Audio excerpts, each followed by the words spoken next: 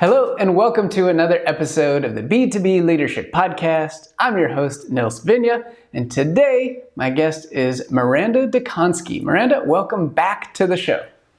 Oh, thank you so much for having me. I always enjoy talking to you. So Same here, Maranda. And you were a previous guest on the show way back at episode number 30 in the very early days. And we're up well over 100 episodes now, and so excited and thrilled to have you back. Keep on talking. We could talk leadership for hours between the two of us, but I'm so glad we got a chance to record this episode and have another fun talk about the things that are going on in the leadership world right now. Yeah, no, this is going to be great. I can't believe that was episode 30. And then I actually had you on my podcast where you shared like all these fascinating things about your life. And I know that's not for this podcast, but very interesting stuff filled with fame and Hollywood and on the edges. I was associated with it. Thank you. Yes, that was a blast. You asked some wonderful questions that frankly don't get asked very often. So I was more than happy to share because some of my upbringing was rather unique in some of the areas that I had an opportunity to grow up in and go to school in. So it was fun to share those backstories. All right, so today we're going to talk a little bit about what's going on in the world today from a leadership perspective. We're recording this in February 2024. There's a significant economic uncertainty going on. There's a significant amount of layoffs that have happened in the last 6 months, especially in the tech sector. And this has caused not only a lot of challenge for individuals who are looking for new positions as a result of being let go or some other circumstance, but it's also causing a significant amount of challenges for the organizations, not just in terms of economic downturn. We're going to talk specifically about the hiring side and some of the critical programs that these companies had put in place during the good times, and what really happens to those, and what do we as leaders need to be thinking about and be aware of in order to ensure that when we come out of this, everything goes back to at least a decent state, and we're not left feeling the impact of some rash decisions that we made there before. So Maranda, with that, would you share just a little bit about what you've been seeing lately in some of the things, especially from the hiring side, because I know you have had some experience in currently hiring for roles that are open within your organization, and share with us what is it like on the hiring side with this massive supply of people who want to come to work? yeah, it's honestly, and I'm not trying to say this from a woe is me kind of perspective. Like I want to make sure I am answering these questions with the utmost empathy because I know there are loads of people out there going through very difficult times.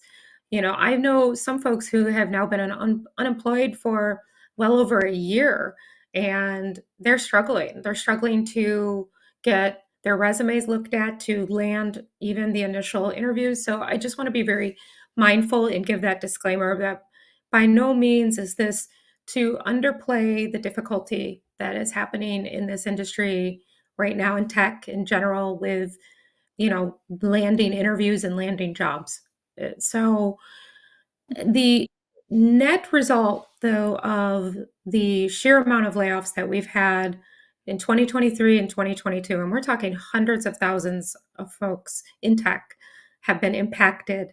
And, it's all over the news, it's all over our LinkedIn feeds. The saturation of talent is massive.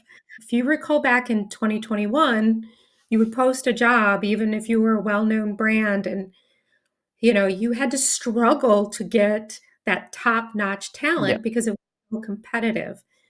I posted a job for a renewals manager back in October, and within a few hours, I had something like 1,500 applicants on I think LinkedIn, and I remember your post about that. I was shocked. That blew me away. That in a yeah, couple of hours, it 1,500 was applicants. it was overwhelming. It was absolutely overwhelming, and the unfortunate thing is, I went through loads and loads of resumes. There were a crazy amount of qualified candidates, but there were also a crazy amount that weren't qualified. And, there's this, I don't want to call it like a desperation, but people see something that they could potentially fit. So they throw their resume in. But when you have this crazy amount that checks every single box. The folks that don't check every single box tend to get, Yeah. deprioritized. So, that's one thing that is happening. I would love, though, to Let me talk ask a you one little. question on that. Like, in just Yeah. handling the volume of 1,500 applicants for a single position and still wanting to maintain, your interview process and a fair and unbiased objective selection criteria to find the best candidate for you. How did you even go about doing that? Because from the outside, it does frankly sound overwhelming. When normally you have, 10, 15, 20, you could get through that no problem. But 1,500, how'd you even get through Yeah, some of it this? was very, very, very, very difficult. And we also don't have dedicated recruiting resources in our company, Mm. which is normal at this size of organization. So what I did, and I actually wrote out my process so people would understand. I apologized to folks saying that I wasn't going to be able to respond to each and every one of them one-on-one, because not only did I get 1,500 applicants, I also had hundreds of direct messages to me in my LinkedIn inbox of people telling me they're interested, telling me that they applied, selling themselves to me. I even had people doing videos and sending me videos to my LinkedIn inbox. And it almost became a full time job of having to go through. And in the beginning, I was trying to directly reply to every single candidate that was in my inbox. And then I had to say, okay, I just can't do it. It's impossible. So I felt terrible. So I wrote a message just on my LinkedIn, just saying, heads up, I see your messages. I can't get to them all. Here's what the process is. What I did is I scrubbed through the first couple hundred resumes and tried to find 10 to 20 qualified candidates that I could call and do a phone screen with. Out of the 10, I would then try to find 5 solid that could be passed through to the next round. And then we would, have just 1 or 2 more rounds. I try to keep the interview process very short and concise and move those through to the final round. And I would repeat that funnel until we had the candidate. I ended up hiring a former team member who actually held this role for me at another company. So they were in that funnel and in that pipeline, and they were a known entity for me, right? So I knew that the onboarding time would be much shorter, and they know how to work with me. I know how to work with them. They would need to learn the product, yada yada yada. But in general, that's how I ran it and how I have run it historically when I've had a high candidate funnel. I usually do first in, first out. I know that may seem unfair to some individuals, but when you have pages and pages and pages of resumes to go through, there's really no good way to look at every single resume, every single candidate. So you just have to prioritize somehow. And how I was prioritizing was first in, first out. Yeah, Um, that's fair. and Fair. I don't have like a fancy applicant management system I was, tool that yeah, would can scan leverage and AI and clean them yeah. out for me, and surface the best. It's Miranda AI. Yeah, Um, Maranda AI. I like that. I like that. so That's one powerful piece, one powerful tool right there. yeah, yeah, Okay, so that's a fascinating one, and not everybody's going to have access to Miranda AI or other AI, let's say. And in a leadership position, like the sole goal is getting the best person for the role, and you found that through work in your process. Now, whether there was 10 people in that pipe or 1,500 people in that pipe, you would have run the same exact thing, right? yes, It sounds yes. like that was your process. So the sheer fact that it was 1,500 made it overwhelming. But ultimately, from a leadership perspective, you were still doing the same thing regardless that you would have done 2 years ago when times were good. Absolutely. I have a full defined interview process where, you know, I put an interview team together. We do a kickoff for the process, talk about the role, and then we divvy up the things that we're each going to interview for. Like somebody may take ownership on, relationship management and communication, and somebody may take ownership of culture and, you get the idea. Like Yeah. we figure out the key attributes, and then everybody has a list of potential questions that they should ask. we try really hard, at least I always have, to make it as fair as possible and run every candidate through a similar process. Well, Um, the fair piece is the key one. And I love that you do the prep with your interview team beforehand. I've certainly been through interview processes where you get asked the same question in every interview and you're like, oh, you guys didn't prepare at all, did you? And it sends a totally wrong signal to the candidate about, yeah. the candidate prepared a lot, but when the organization doesn't prepare, it looks pretty bad. Now, in times like this, it's a little different given the supply. But the fairness piece is so key, right? And tell me more about your experience, having been through ups and downs in these various economic cycles that we've had. And this isn't going to last, right? So what do leaders need to be thinking about during this time when they have the pick of whatever they want and they can do whatever they want because there's so many candidates? However, this isn't going to last forever. Yeah, so there are a few ways we can take this conversation. We can talk about maybe some of the bad behaviors I'm seeing in organizations.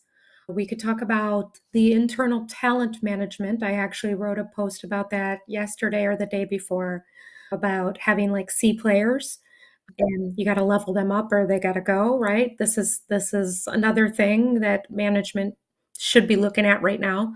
Not to Yep. be cold and callous, it's just when you do have access to A players, like so many A players, how could you not take advantage of that?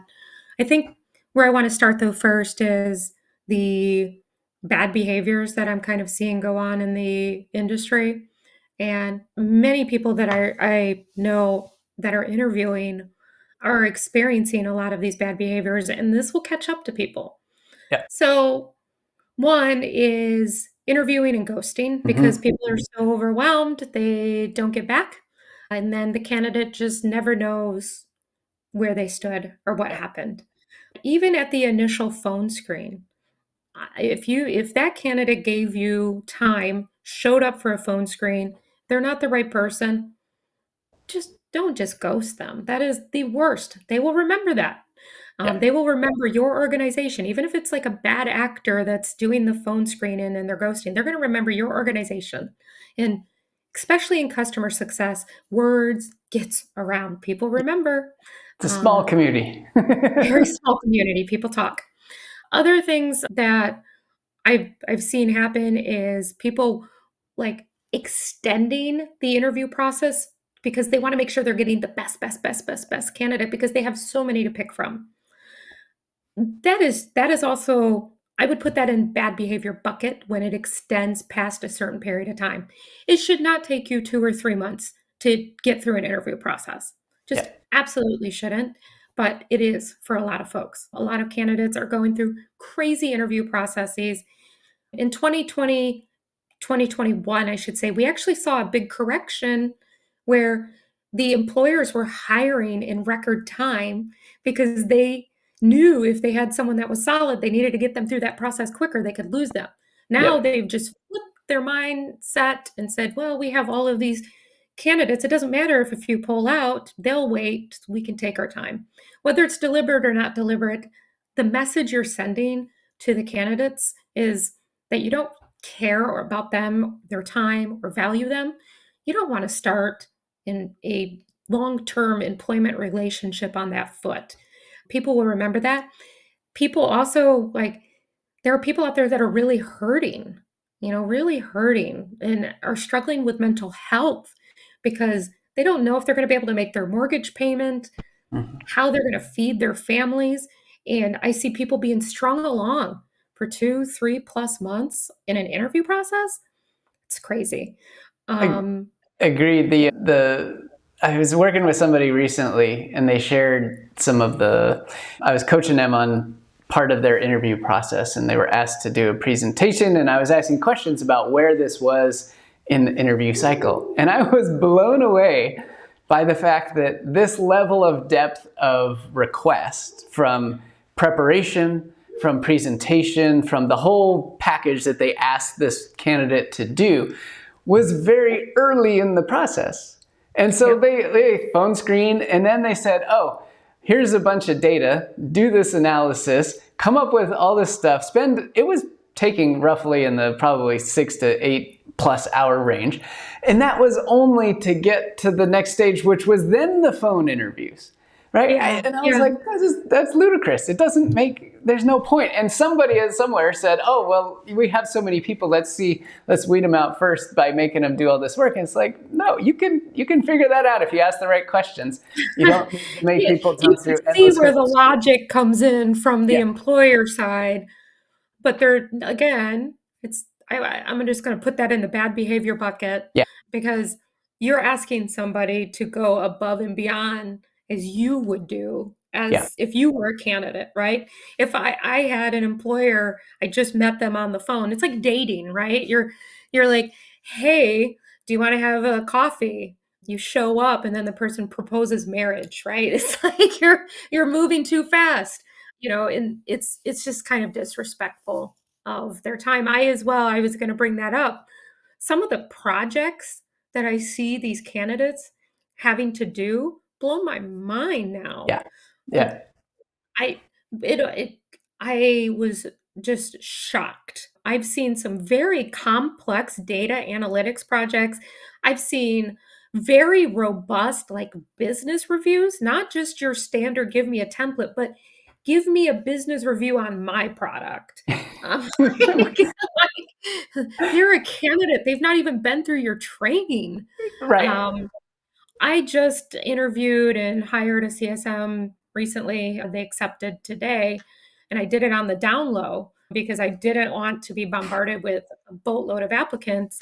And we work with a very complex data product. So when I was thinking about what did I want to have this candidate do to show me or, allow me to see their ability to show up in front of a customer, I'm like, I can't have them do anything about our product because it's too complex. So I Yeah. said, why don't you choose your favorite business tool and then treat us like you're onboarding us? And it was wonderful. They chose Slack, which everybody knows Slack. Yeah. It Good.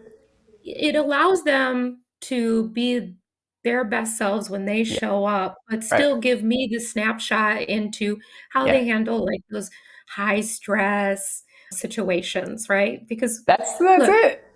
yeah, that's That's it. all we need to assess, right? We don't need to assess the depth of knowledge because, as you said, they don't have it. Back Yeah, when I was in the seat running teams and stuff, that was exactly my approach too. Was always, okay, here's the project. Pick whatever technology you want, and then do exactly like you just said. And we got some of the most fascinating presentations because it showed us a glimpse of one, what they were really passionate about and interested in, and two, how well they could package everything up and communicate something to us which we knew nothing about.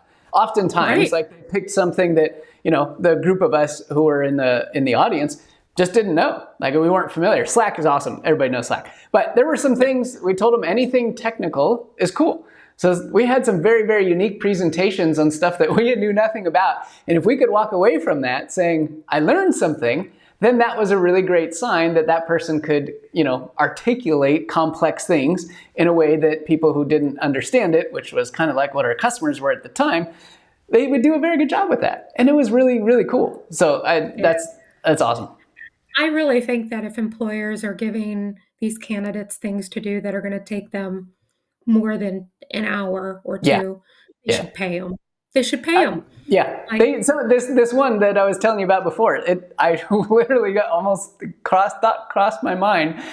This is kind of like a consulting engagement. Do they have this data and need this done and haven't hired the person yet? So they're just trying to get labor on the free and cheap and see what they come up with, and then they're going to take that and actually do something with it. Like that would be ultimate bad behavior. But it would be ultimate bad behavior. But it's funny, kind of shifting topics when companies are struggling, maybe not even struggling, when the pressure to be more capital efficient yes, is on, like the board is applying pressure to boatloads of companies. And if you are listening to this podcast right now and you don't report to a board and you're always wondering what's going on in the boardroom, right now, I guarantee you the words capital efficiencies, yep, saving money, expanding runway, Yep. all of those things right now are probably being discussed in the boardroom.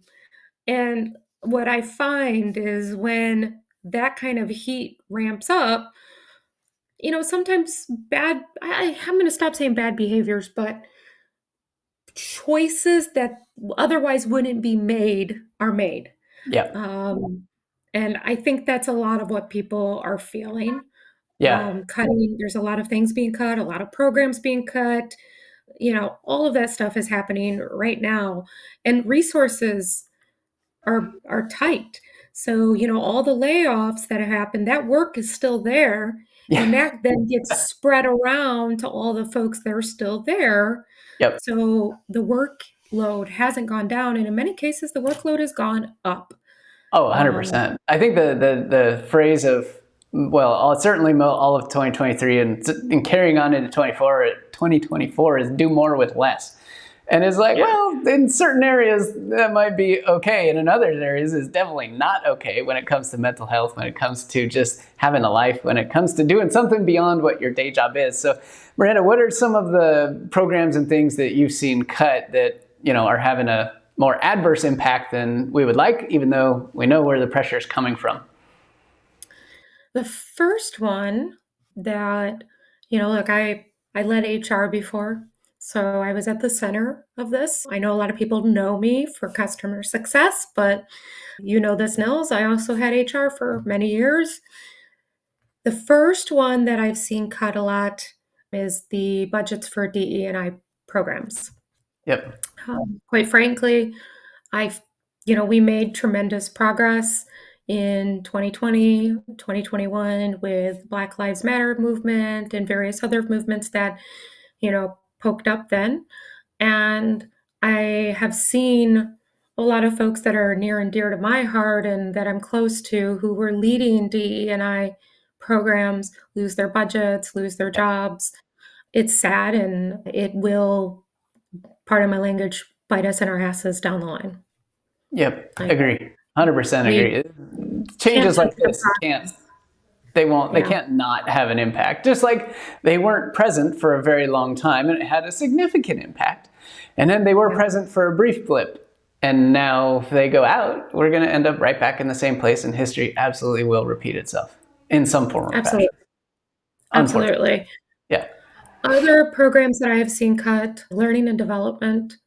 Yeah. Um, Fortunately, that one as well breaks my heart because, look, I get it. Like, you're trying to look and see where can you cut, and learning and development, I'll be honest, would probably be an area I would look at as well if I had to Mhm. pick between a head count, a tool that I knew we were gonna need, or learning and development. I'd probably look at learning and development, but investing in your employees now will create efficiencies, will help them grow. Like, you don't want folks in your organization that are just they get to almost good, right? Yeah.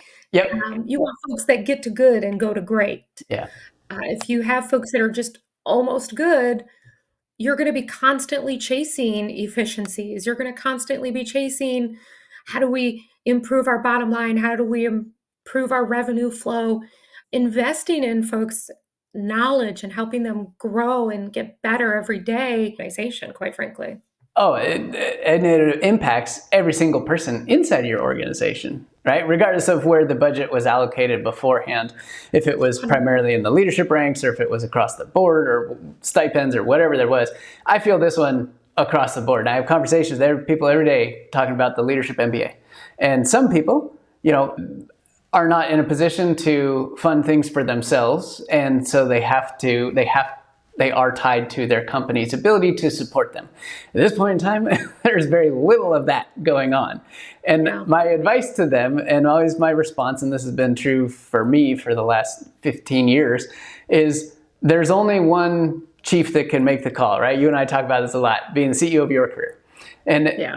as much as I love organizations taking control and supporting the growth and development of their people, the reality is we're going to go through economic times like this now and in the future, and you're never going to have a perfect sweet spot where an organization delivers something to you on a silver platter. So in those cases, it is up to you. And you have to make the tough call that, yes, if I invest X amount of dollars today, what can I expect to get in the next 1, 2, 3 years? Because if that return is there, then it doesn't matter how much you spend today, despite what it looks like when you're staring down the nose of an investment.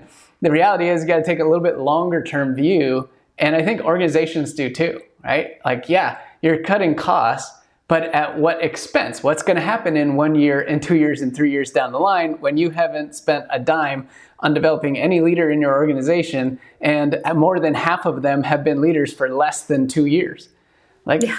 you're going to have some trouble. You're going to have a lot of trouble, right? And it can be solved. I was just, sitting down a little bit ago to get some thoughts out on paper. I tend to do that. And I was writing out stuff like, management is lonely. And Yes. I just actually wrote that in a note to myself today because it was a key point I wanted to make. That's right. Yeah, it is. It is. I just, the thing is, sometimes we promote our top performers into these management roles, Most and we times. expect them to just hop in and thrive and just instinctually know what to do and how to lead and how to manage. And, the reality is it never works like that. No. There is never a one size fits all management guide, because when you manage people, there are probably 15 different personalities in your organization, Right. and each individual could have 5 different personalities. Depending on the day. Depends on the day, myself included. Yeah. Oh, yeah, me too. I know. Yeah. So it having the resources and support, not just for first-time managers, but for managers like myself that have 15 plus years experience doing it. Yep. I have days where I'm like, I don't know what I'm doing. I've been doing this for a long time. You got to come join us in the Leadership MBA, Miranda. We'd have some fun. And there is no one size fits all solution to everybody's problems. What is I found to be the most successful approach is to have an entire leadership toolkit full of tools to be able to adapt to the situations you're going to go through. So as a leadership coach, I will never know the million different variations of challenges that you're going to face on a daily basis. However, I know that million different variations of challenges will all fall under one of these tools in one of these areas that I cover.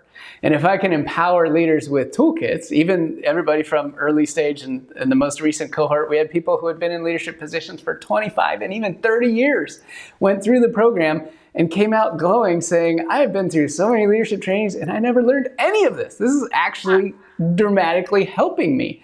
And that makes me, of course, beam, and you can see my smile on my face. Right? And I promise I did not cue this up for you to do an infomercial. I know. I genuinely, I'm not kidding. I have had one of those days today where I'm like, holy smokes. Boy, sometimes I think I know what I'm doing, and then I'm like, oh, snap. And that's the thing. I've been doing this for 15 years, and I don't mind saying that. I will say that in front of everybody, that I have days where I'm like, holy smokes. Yeah. Wow, that one threw me for a loop or something like that, right?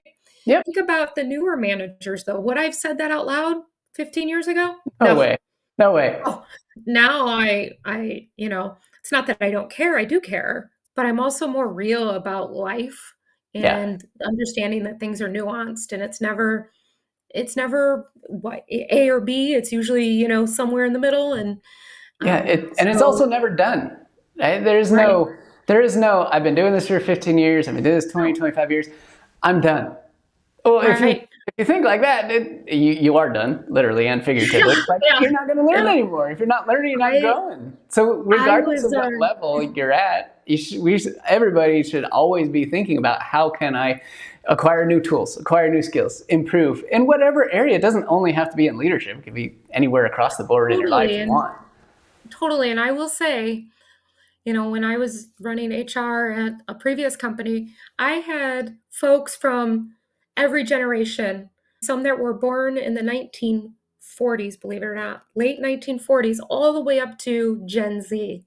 Wow. So I had a real tall order with my team of making sure that we were just accounting for the different needs and the different personalities. And here's the thing, when companies start cutting, just to bring it back, cutting these budgets and setting people, on this trajectory and making them people managers and not providing them resources, they may not have the skills or the tools to be able to think about those types of things. Like, what is somebody I'm managing who's, you know, 30 years older than me need versus Yeah. someone Yeah. who's fresh out of college, right? They have very different needs, very different wants, and you have to adjust your management style and just how you show up for them. That's right. Um, and organizations have to be very careful. And I say this out loud because those who make cuts in the wrong areas now, Yeah. you're gonna be okay for the next 6 months to a year, but Yep. I think in H2 of this year, we're gonna see, like, the hiring probably peak back up. Yep. I just don't think it's gonna last much longer because we all of 2023 was a bit of a bloodbath. So far, it's what is it, February 8th. It's been really rough already this year. Everything that I'm seeing and hearing from the folks I know in PE firms, VCs, and just taking a look at what's going on with the economy in general, and it's also an election year, I'm imagining H2, we're going to see a little bit of stabilization and the budgets are going to start opening back up. I think a lot of the startups that are running out of money will have already been absorbed or, you know, gone under, and that's just it's going to clean itself up. And as soon as that happens and hiring opens back up, those who weren't mindful of the experience that they've provided for their employees and candidates and everything over the last year and a half should be very cautious because they're Yep. going to have major attrition risk in their organization. 100%. And it gets to the heart of one of the points I like to reinforce with every leader I ever talk to or work with, or pretty much anybody. This is a long-term game. Everything, Yes. right? Whether we're talking employees, whether we're talking interview process, whether we're talking culture, whether we're talking DE&I, whether we're talking leadership skills, it's all a long-term game. And I think in the, here and now, and especially when things are difficult, it's really hard to see longer term, but we have to take a step back. We have to look at the longer term. We have to look at what the impact of that decision today of not fulfilling what we committed to a year ago from a DE&I perspective is going to look like in 2 years and 3 years and 5 years down the line. If we can't do that, then we're going to get stuck and we'll be right back where we were and looking back saying, how did we end up in the same place as we were 2 years ago? It feels like we haven't gone anywhere. And we want to avoid that. Hopefully. I totally want to avoid that. Yeah. Yeah. Yeah. Well, progress, Cool. we want to move forward, not backward, right? That's right. That's right. You're either growing or you're dying. Exactly. Famous Tony Robbins quote, and which I believe, there's only two directions that you can go.